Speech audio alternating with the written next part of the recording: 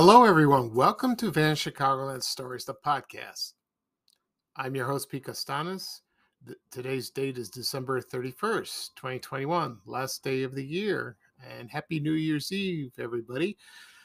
This is episode 93, season 4. And I have, as for the last show of the year, or 2021, I will talk about my top Van Chicagoland Facebook page posts, which I did that on previous podcasts, but I'm gonna say the whole year in each month, which were the most popular posts, and then I will talk about my memories of watching the Marx Brothers on TV in Chicago on WGN TV Channel 9 on New Year's Eve. That should be a lot of fun. Plus a couple bits of trivia about those guys that when they something to do with Chicago. Right now, I will go into a commercial break, and this program is brought to you by Brim Decaffeinated Coffee. And here's a commercial from 1982. Enjoy, everybody.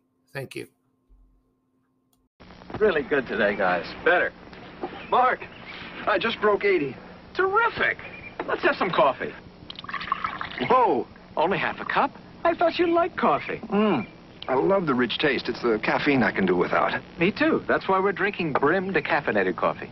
This is Brim? This is Brim. And it's decaffeinated, so you don't have to stop at half a cup. If it tastes this rich, I don't want to stop. Fill it to the rim. With Brim? Fill your cup to the rim with the richness of Brim. Okay, everybody, I am back. I hope you enjoyed that commercial for Brim Decaffeinated Coffee. They don't make that anymore. I have not seen it on the shelves in the store. Very popular brand in the 1970s and 80s. I remember watching the commercials when I was a kid, and their catchphrase was "Fill it up to the rim with Brim." To tell you the truth, I never tried it. You know, at the time I was very young. I wasn't a coffee person, so a lot of people probably remember it. They really did. And there were other brands of decaffeinated coffee. The most famous one is Sanka. That's the most famous one of all. And I think I can't think of anything else. But the other brands had regular decaf, like Hills Brothers, Maxwell House. They still make that to this day. They still do. Folgers, of course, and so that was fun to go back and listen to that. Okay, today I will talk about